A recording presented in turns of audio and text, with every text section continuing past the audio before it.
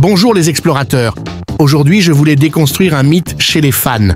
Un animé peut être incroyable sans qu'on voit aucun combat ou presque. C'est possible et ça s'est produit plusieurs fois, mais le contraire est vrai. Un animé peut avoir des tonnes de combats et devenir complètement ennuyeux, à l'instar de la partie 2 de Valkyrie Apocalypse qui est mal adaptée. Son caractère principal qui suscitait notre intérêt est devenu l'aspect qui nous rebute le plus. Ça n'a aucun sens de mettre un animé dont le principal attrait repose sur des combats extraordinaires et de les rater à cause d'une radinerie. Je me demande au studio d'où lui est venue l'idée de mettre de la 3D dans ses combats. Je sais qu'il y a une raison derrière, mais je veux pas le savoir. Ce qui est bien réel par contre, c'est le sabotage, même si de base, l'histoire de l'animé n'est pas exceptionnelle, mais ces combats devaient l'être. Il y en a plein d'autres qui érodent la réelle valeur des animés qui auraient pu devenir exceptionnels si le combat était bien fait, mais on va s'en tenir à la première notion. Dans cette vidéo, nous explorerons divers aspects pour voir est-ce que le combat est primordial et fait-il tout dans une histoire ? Avant de dire si le combat est primordial au bon déroulement de l'œuvre, une définition est nécessaire. Un combat, c'est deux gars qui se tapent dans la gueule. Bon, j'ai gagné 5 minutes de montage à expliquer. De manière plus concrète, un combat est un événement qui engage deux individus à mettre en avant leurs capacités et diverses stratégies pour battre l'opposant à la seule condition qu'il y ait une raison ou cause pour inciter les opposants à se battre. C'est sur ces causes que nous allons nous pencher pour voir si un combat est toujours justifié. Tous les combats ont de manière inhérente une cause, mais d'un côté, la cause rend inévitable et justifiable le conflit, et d'un autre côté, la cause est inutile et n'apporte aucun bénéfice à l'histoire. La causalité impliquant le combat peut être bien omniprésente dans certains genres comme le shonen, et régit aussi le déroulement des combats et la façon dont ils se font dans l'univers du personnage principal, tels que les règles, les tournois, les dilemmes moraux ou des règlements de compte. La fréquence du combat dépend de son genre, comme les seinen, shonen, etc. Par exemple Baki, qui est un monde où on met en avant des individus musclés qui font des combats physiques. Les combats sont établis de manière régulière car les règles de l'univers et le genre l'imposent, ou encore Dragon Ball, où les Saiyans s'entraînent et dépassent leurs limites pour devenir plus forts et combattent des ennemis de plus en puissants. Dans des périodes de calme, ils ne se relâchent pas, ils s'entraînent en vue de l'approche de l'antagoniste. En somme, le déroulement de l'histoire et l'univers contraignent les personnages à faire certaines actions selon quel lieu, moment ou contexte.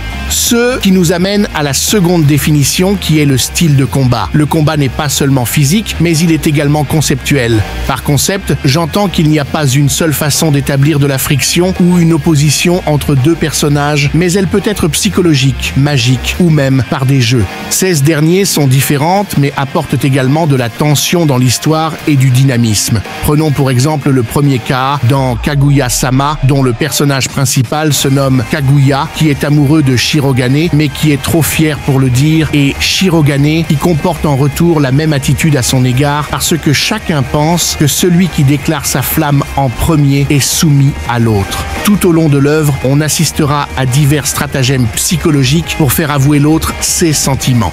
Bien qu'il y avait une justification, la manière dont il est fait est façonnée par le contexte. On est dans un lycée où si l'individu avoue ses sentiments est considéré comme un faible, ce qui donne en outre une perception différente du combat. Dans le second et dernier exemple qui est par les jeux. Dans Yu-Gi-Oh 5DS. On est dans un monde où les jeux de duel sont prônés et constituent le quotidien des personnages principaux. Yusei Fudo, originaire de Satellite, va rejoindre New Domino City pour se venger de Jack Atlas, ce qui va aussi au passage le conduire à jouer dans des tournois et combattre les pactisans des ténèbres, le menant à faire des duels avec plusieurs adversaires pour gagner, et le contexte le pousse à combattre de manière régulière car il doit s'améliorer et devenir plus compétent, car s'il ne fait pas ça, il sera battu à plate couture par ses opposants. Donc chaque victoire gagnée est un moyen d'atteindre ses objectifs à long terme. L'environnement, le contexte et les règles façonnent les combats et sont les éléments clés nous permettant de savoir pourquoi ce combat doit être fait et quand.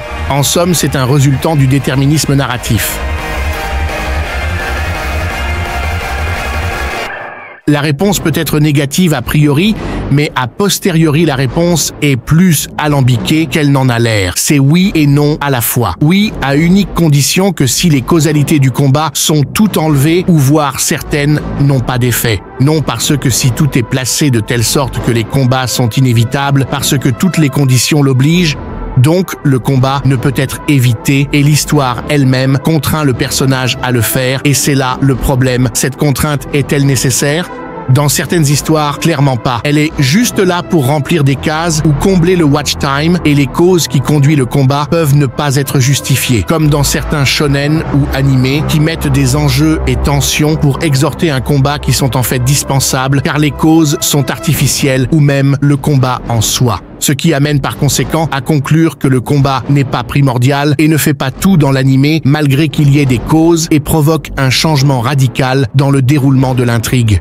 Une histoire peut être extraordinaire sans qu'il n'y ait aucun combat car on juge que la valeur qu'il fournit est insuffisante pour donner grandement à l'histoire une profondeur. Bon, je ne réfute pas le contraire, mais j'ai jamais vu un animé dont l'histoire est incroyable grâce à ses combats. Je ne pense pas que ça existe. L'histoire est incroyable quand il y a le combat. Ce qui est réaliste est de dire que l'histoire est incroyable et que les combats sont là pour sublimer l'histoire. Le combat peut être une plus-value, mais la pertinence du récit est indépendante des combats car on se concentre sur le développement narratif et personnel des personnages. Avec du recul, on constate que le combat est un élément narratif parmi tant d'autres. Il peut être prédominant dans certains, voire complètement inutile dans le bon déroulement du scénario. Un animé peut complètement se démarquer avec zéro bagarre comme Shinsekai Yori et la saison 2 de Vinland Saga qui a décidé d'adopter un ton plus calme. Quand je vois un animé être acclamé de tous les côtés, les fans prônent souvent les scènes de fight, mais rarement des moments de discussion ou de mise en scène. Ce comportement relève souvent d'une naïveté scénaristique de la part de certains fans qui associent les scènes et combats, mais dans cette année, il y a eu un animé qui est sorti des cadres de l'acclamation de combat. C'est Frieren. C'est l'un des premiers animés de cette année à être mis en numéro 1 sur les plus hauts rangs et à être acclamé pour ces moments remplis de sens. L'exemple Frieren de cette vidéo servira de transition pour la prochaine qui sera axée sur Frieren. Par conséquent, le combat n'est pas primordial. Merci d'avoir suivi la vidéo jusqu'ici. Si elle vous a plu, n'hésitez pas à me le dire en commentaire et ce que vous en avez pensé. Comme dit précédemment, la prochaine vidéo qui viendra sera sur Frieren. Cette vidéo est en quelque sorte un teasing. À la base, j'allais pas faire une vidéo dessus, mais j'ai vu mon avis étonnamment changer et j'ai été convaincu par le scénario. N'hésitez pas à me faire part de votre avis dans les commentaires en me donnant votre perspective sur les combats. À la prochaine et explorez toujours d'autres univers.